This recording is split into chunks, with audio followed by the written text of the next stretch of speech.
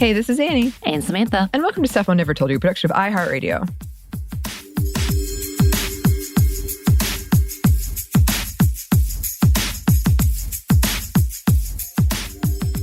And yeah, we're just expanding our series on Christianity and the marginalized community. And I'm expanding it a lot. What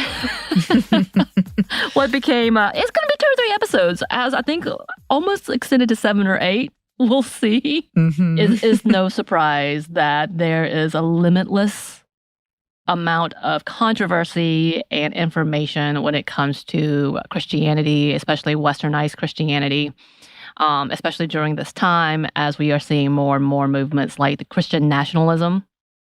And I really wish we could come with good things, but because I am who I am, everything is sad, everything is the worst, and this one is no different. And as you know, when it comes to religious trauma and Christianity, there is a lot of baggage. And today's topic is very, very heavy. I'm going to go ahead and give you this content warning. We are going to tell explicit stories of sexual abuse within the churches, specifically in the Southern Baptist community.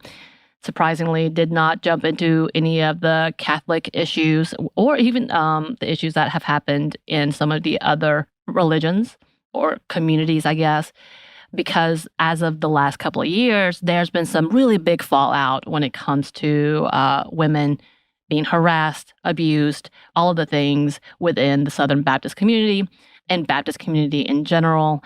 So it's a lot. And with that, it's also very personal for me, I will say, as a survivor, I guess, of some things that have been triggered pretty heavily by this episode. So I'm sorry in advance.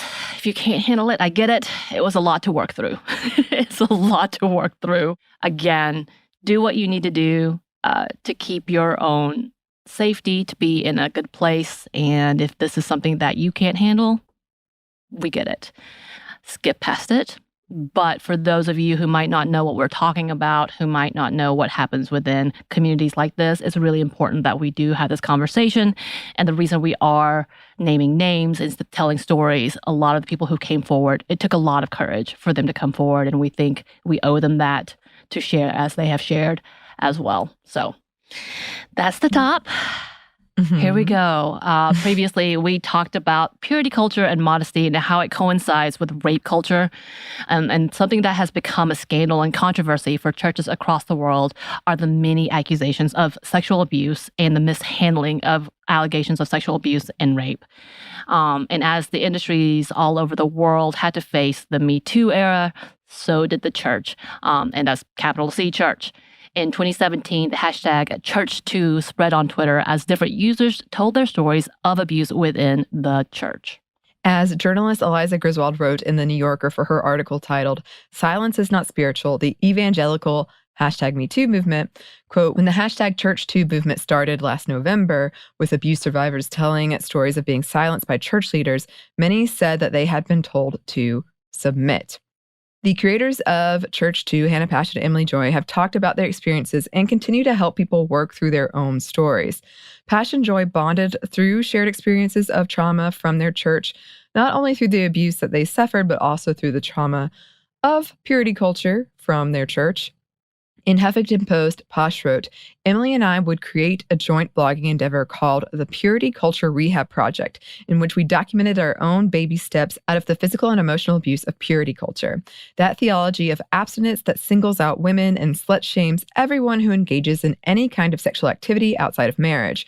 Purity culture is the religious antecedent to rape culture, as it lays the bulk of the responsibility for maintaining the sexual purity of both genders on women's attire and behavior." And she went on explaining, "Over a bottle of cheap gas station wine, we planned out the things we would dare ourselves to do. Our first kisses, asking someone on a date, standing up to a cat collar, instead of walking faster and pretending not to hear. As the project took off, the churches we participated in continued to shame us for our appearances, our presumed sexual activity, and our inability to conform to the scriptural ideal of the woman with a gentle and quiet spirit. I think I've told you that story before about the fact that because I was not the gentle and quiet spirit, I always felt so outside and felt unworthy to be loved. And when I say loved, being in a relationship or being liked by the men in that culture, because I could not be the beautiful, small, petite, quiet woman. Mm-hmm. And this one hit the nail on the head. And I was like, yeah, that was exactly like this. These words do not match me. So I cannot be a part of this. Mm-hmm. Of course, this was not something that was welcomed with open arms. In fact, Posh spoke of feeling like an outsider in her time at the church and college. And as she and Joy bonded over their shared experience with the church, they continued in their own healing journey. And soon after allegations came out through the Me Too movement, Posh and Joy wanted to share their own experiences through the hashtag #Church2. Posh wrote in that same article, recently, as allegations after allegations surfaced against men in Washington and Hollywood, Emily and I realized it was time to create space for survivors within the evangelical church and for those who left its walls. So we launched #Church2, a Twitter hashtag that quickly drew out widespread stories of sexual abuse and harassment. It was a reckoning. For me, it was also the culmination of years of speaking out against and unlearning the strictures of evangelical purity culture. And she continues to explain how #MeToo inspired her to tell her story. She writes, "The hashtag gave me the courage to come forward with my own story of rape. Although it did not occur specifically within the church, the power of evangelical purity culture were such that when I staggered home, still half muted from the effects of the date rape drug I'd ingested, I was prepared to sweep the whole thing under the rug, blinded by guilt and shame. Surely I had brought this on myself. Surely it was my fault." And she goes on, "After I offered up the hashtag on November 20th, I went to sleep expecting to see a few stories shared by internet friends and mutuals in my Twitter mentions the following day.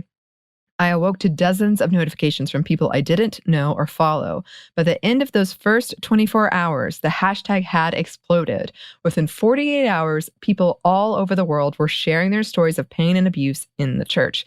And every day, without fail, some white male pastor has attempted to discredit the movement and the survivors who had found their voice within it." And many started to share their stories. Here's some examples Vox wrote about. A woman who revealed her rape during a youth group prayer section only to be asked if she'd repented. Another who fled an abusive marriage only to be told by her pastor to return home and submit to her husband's will. Another who, as a child, was told to cover up after a male classmate had been caught masturbating while looking at her. Another who felt compelled to get an abortion lest her church community find out she'd been, in their eyes, unpure.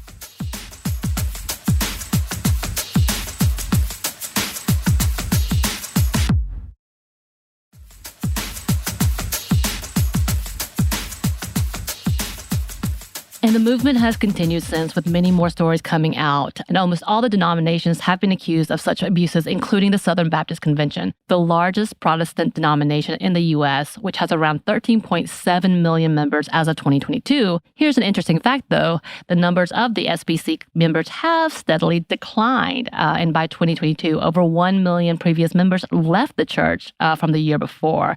And with movements like #Church2, many of those still as members are asking questions within the churches. In the past years, people have been speaking out about the abuse and harassment within the church, specifically Southern Baptist. But it isn't surprising to learn that many of the leaders of that church have tried to hide and suppress the issues. In a report in the Washington Post, writer Joshua Peace writes about the churches and the allegations. He says, quote, "Likely in any community of faith, there's also sin, often silenced, ignored, and denied. And it is more common than many want to believe. It has often led to failures by evangelicals to report sexual abuse, respond appropriately to victims, or changing the institutional cultures that enable the abuse in the first place."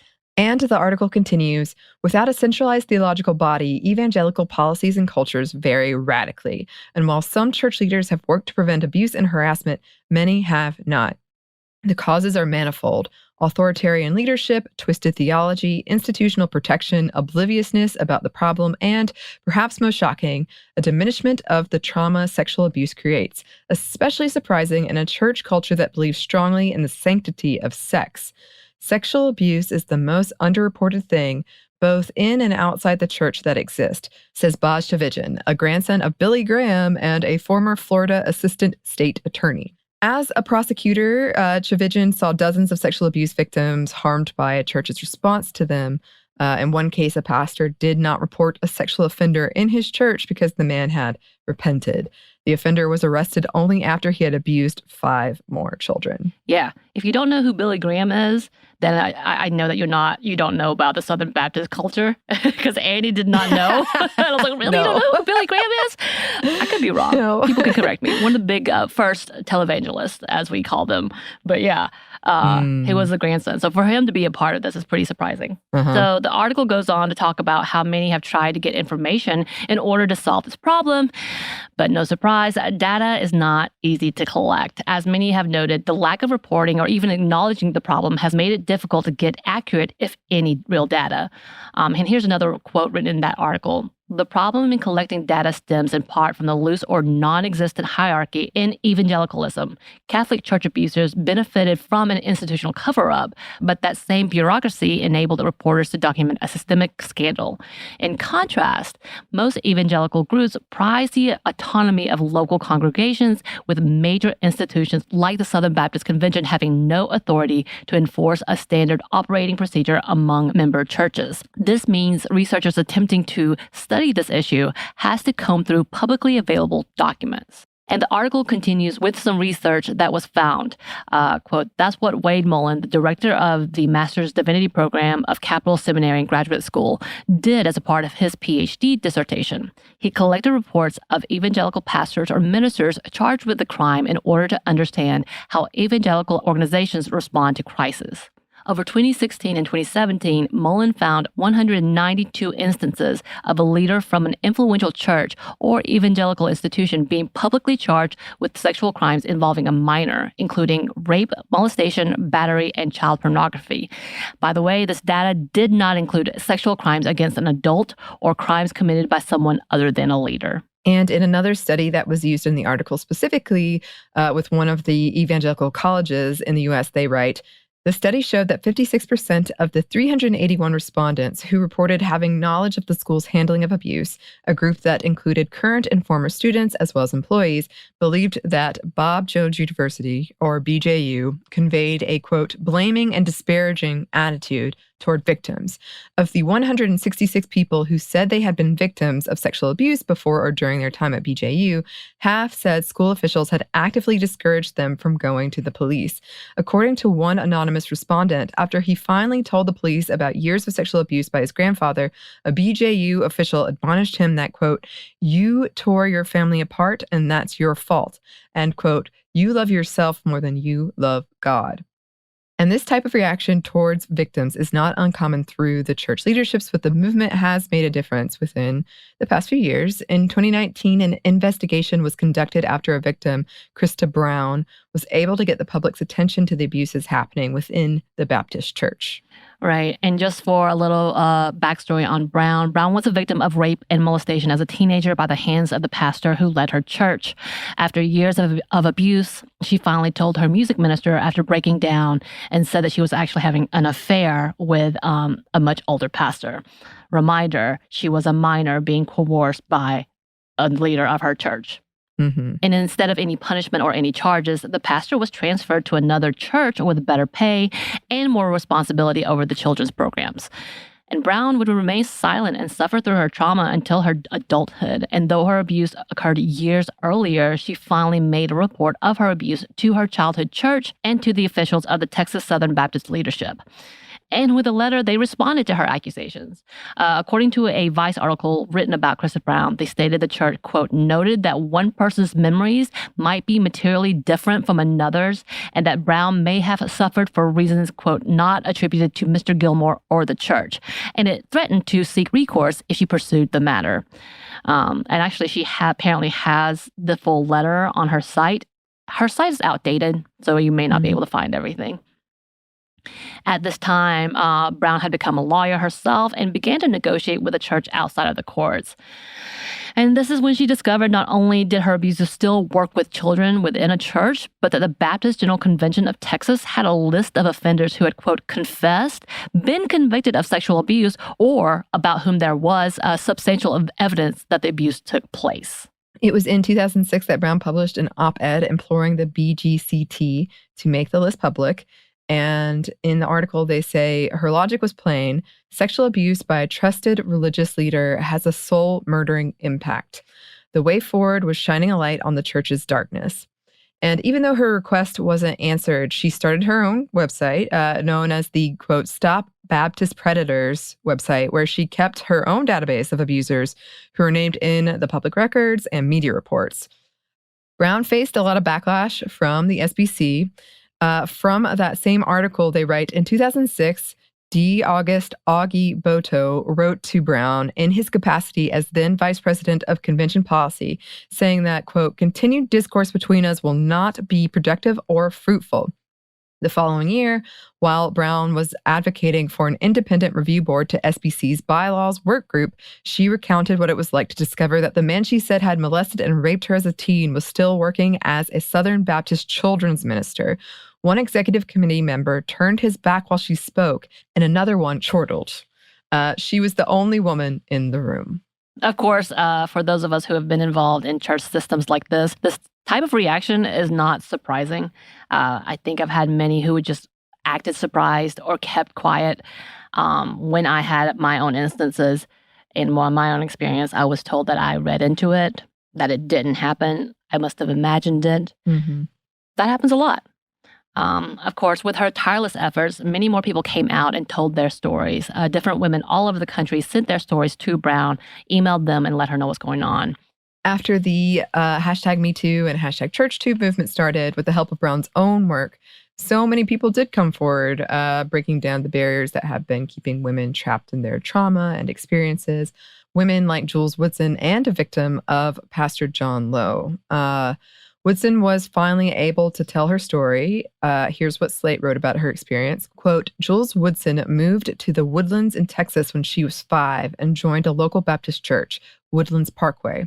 It was part of the Southern Baptist Convention, the largest Protestant denomination in the U.S.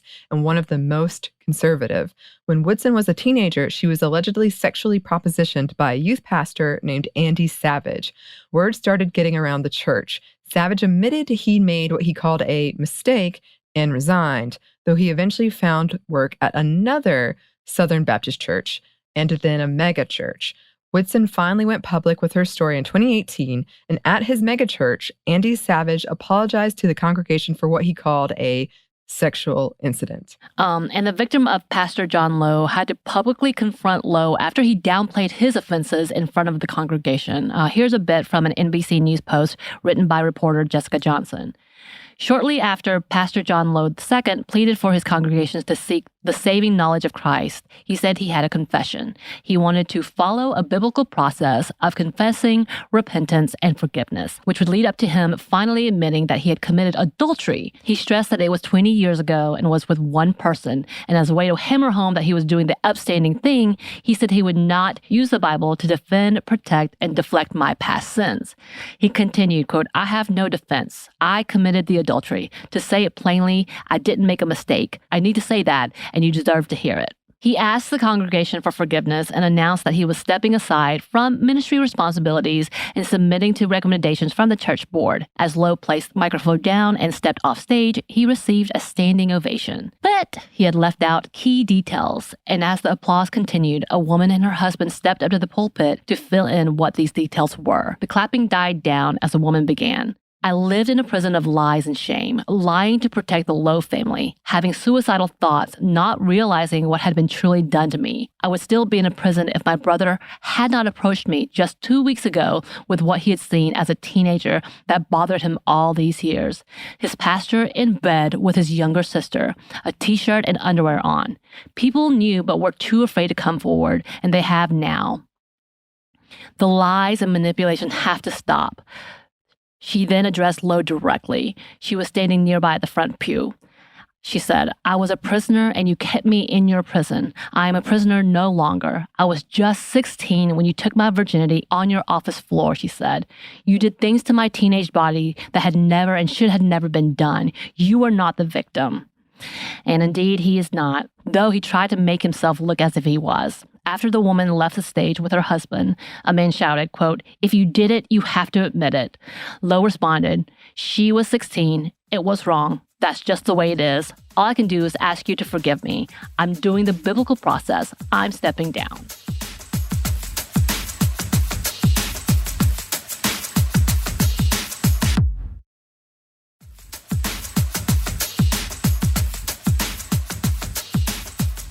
Well, with all of the stories and accusations coming out, the SBC have had to rethink their policies.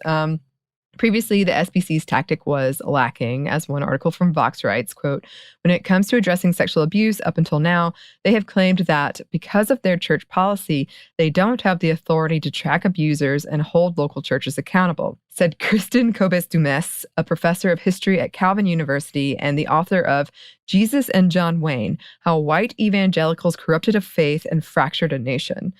Quote, "But in the report, we found that they had, in fact, been tracking abusers in their churches and had been maintaining a private database for their own protection. They had not in any way reached out and tried to prosecute those abusers to keep people safe." In the 2019 investigation completed by Houston Chronicle, a lot of information was given to the issue within the churches. Here's another quote from that same Slate article. In 2019, a Houston Chronicle investigation revealed widespread sexual assault within the denomination. One reporter, Robert Downen, uncovered troubling details that prompted the SBC to commission its own internal review conducted by an independent organization called Guidepost Solutions.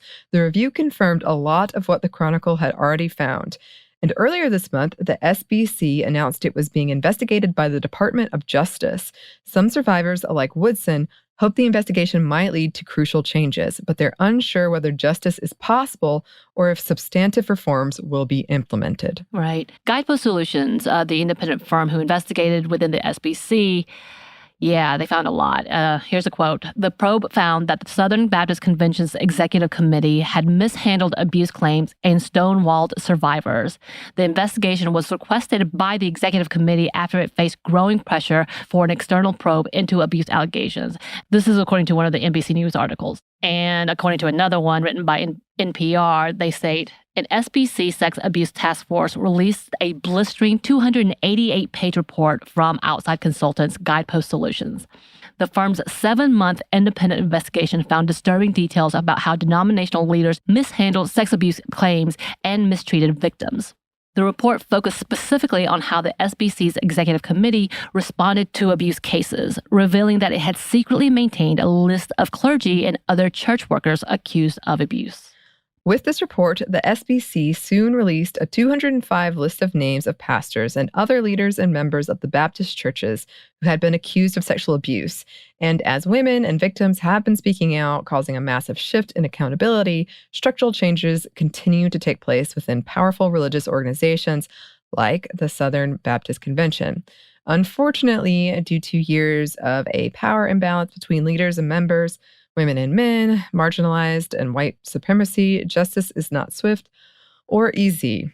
As another Vox article writes, quote, "Complementarianism's centrality within the SBC led to a heavily patriarchal institution, which Meredith Stone, the executive director of Baptist Women in Ministry, said created an environment in which sexual abuse could happen and be covered up as extensively as the Guidepost report said it was. And as such, she said, simple systemic fixes ultimately won't be enough to reform the SBC. Instead, theological changes will have to be made, and they will be the ones the SBC won't want to make. The underlying systemic issues within the Southern Baptist Convention have to do with a theology that said some people are favored by God, some people have more power, and God supports them having that power and exerting it over others," Stone said. "That in no way diminishes the culpability of individuals and the decisions that they make to act in an abusive way against another person. But I think when they are in an environment that says God supports power over saying God is about love and inclusion, it makes those actions more palatable." Right. This is where we can talk about Christian nationalism because of those excuses right there. And we'll come back to that. It's a lot. This is a lot. And you know what? Today, several lawsuits have been filed against many of those in leadership. However, This happened in March. The case against Paige Patterson, the former president of Southwestern Baptist Theological Seminary in Fort Worth, which, by the way, I try to go to, and the school was dismissed for failing to prevent sexual abuse on campus. Patterson, by the way, also was a former president of the SBC, or the Southern Baptist Convention, who he had been fired after mishandling several sexual abuse and harassment cases at the school. And even with evidence that he had wanted to meet one-on-one with one of the victims to, quote, break her down, as he put in an email, and being fired from this position, the case was still dismissed, and it can't be brought back because she did it with prejudice. And with the results like that, as well as the years of covering up mishandling of many cases of rape, assault, and abuse, it's hard to have a positive outlook. I got real triggered by this episode, as I said before. But seeing women like Krista Brown, Emily Joy, Jules Woodson, Hannah Pash, and so many more speak up, protesting conferences and supporting one another, changes happen. And it gives us hope to see more as they keep pushing forward. And we're hoping to see what happens with the DOJ investigation, because I don't see any new reports on that, but it has been ongoing, as with the Guidepost Solutions report and the list that was released to the public. Perhaps there could be a big shift in responsibility. And I don't think I explained the Southern Baptist Convention very well, but it has been around since the 1800s. They have been in the U.S., and they are evangelical, meaning they do a lot of missionary stuff. I actually did my missionary through the Southern Baptist Convention, which, fun fact, I wasn't a member of, but I didn't know that. And they gave me money. Yeah. I'm probably going to be sued for that. But yeah, there's a lot to be said about how powerful this convention is. If you look behind what they are a part of, they are heavily into politics, even though they would claim they are not. And yeah, they are part, not all, please understand, Baptist people, if you're listening, I know there's so many good people who are horrified. And there were reports and individuals who were horrified by this report, saying that they didn't know. But again, this might lend to the fact that things like purity culture really, really, really make things too black and white instead of seeing the gray when it comes to a sexual assault. And by the way, if they're teenagers and you're an adult, there's no gray to that. And it should be really, really easy. But yet it's not, which is also why we have a problem with child brides. But many of the states don't. And Republicans don't, who would consider themselves Southern Baptists or Baptist Protestants, which is an interesting conversation in itself. But here's to hoping that movements like #Church2, which is very, very active still on, well, as Twitter is dying, has been active on Twitter. I actually looked it up the other day. Hopefully we'll be able to see more stories, more accountability through it. Again, the release of the list from the Southern Baptist Convention just happened within this past year. So we'll see how it results. We'll see what the DOJ finds and how they will hold leadership and power in those denominations accountable. Mm-hmm. Yeah. Well, there is so much to uncover and unpack and undo, because for most of us, you're kids when you are kind of indoctrinated with all of this stuff. So it is a lot. But we will continue with however many episodes this mini-series will be. And some of them will be shorter like this because it is a gut punch. Yes. And there will be some breaks. in between. But in the meantime, listeners, if you have any resources, thoughts about this, you can email us at stuffmediamomstuff@iheartmedia.com. You can find us on Twitter @MomStuffPodcast or on Instagram and TikTok @StuffMomNeverToldYou. You can also find us on YouTube. We also have a book. You can pre-order it at StuffYouShouldReadBooks.com. Thanks, as always, to our super producer, Christina, our executive producer, Maya, and our contributor, Joey. Thank you all. Yes, and thanks to you for listening. Stuff I Never Told You is a production of iHeartRadio. For more podcasts from iHeartRadio, you can check out the iHeartRadio app, Apple Podcasts, wherever you listen to your favorite shows.